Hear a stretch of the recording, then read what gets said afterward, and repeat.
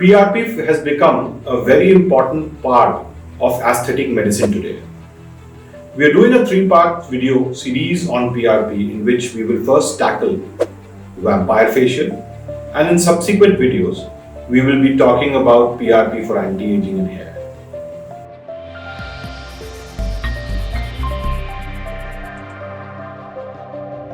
The name vampire facial suggests that it is something very gruesome or bad, whereas that is not the case.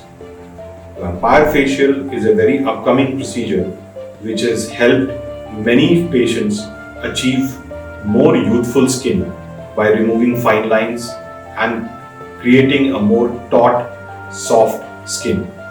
In vampire facial, you draw the blood of the patient and create PRP or platelet-rich plasma from the same blood.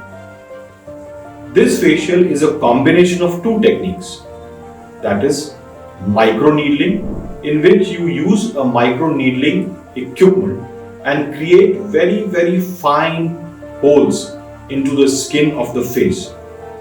These holes actually work as pathways to take the PRP deeper into the skin and create the effects of skin tightening, collagen production and elastin production into the skin.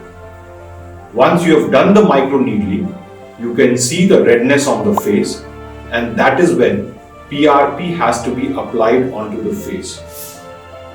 This particularly is called vampire facial. But there are other ways of using PRP for anti-aging, which we shall see in our subsequent videos.